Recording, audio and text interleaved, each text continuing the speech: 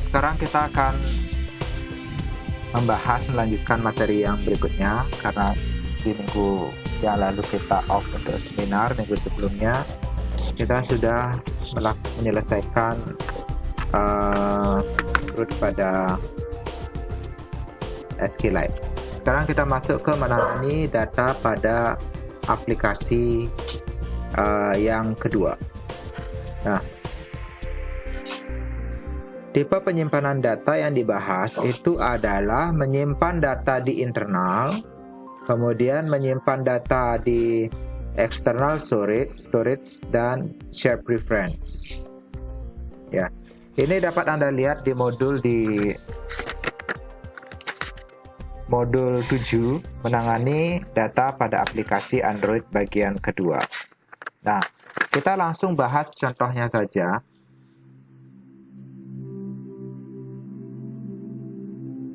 Nah, ini Bapak pakai latihan 11B.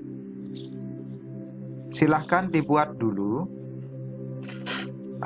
layoutnya di XML seperti di modul. Kemudian Pak akan bahas tentang Java-nya di sini. Jadi yang pertama itu adalah kita akan deklarasikan dulu ya objek-objek yang ada di XML. Kemudian ini extendnya activity standar saja. Setelah create, ini kita hubungkan objek-objeknya itu ke Java-nya. Kemudian kita bikin set on click listener untuk internal. Tombol internalnya adalah action yang dilakukan jika tombol internalnya diklik. Kemudian selanjutnya itu adalah membuat dan menulis file. Ya, jadi dideklarasikan dulu set data. Ini ngambilnya dari input data. Kemudian di sini kita membuat dan menulis file di media penyimpanan. Nah, di sini kita deklarasikan output stream ya untuk menyimpan. Nah, untuk menyimpan ini dilakukan try. Jadi untuk memastikan nanti kalau error dia programnya tidak collapse ya. Nah, di sini file output streamnya itu nama filenya data saya. Kemudian yang di write adalah set data ini ya, yang diambil dari input data. Nah, setelah itu close ya.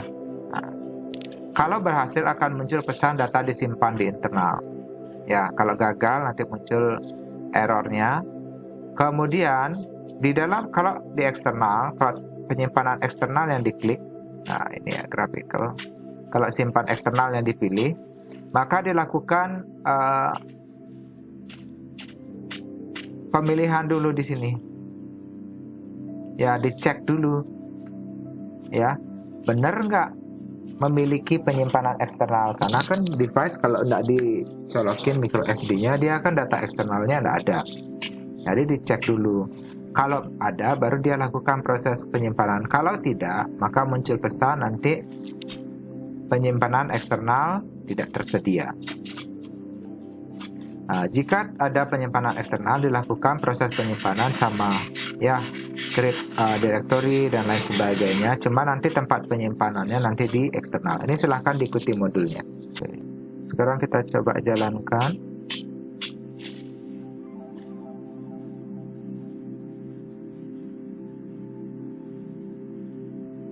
Oke, nah ini dia.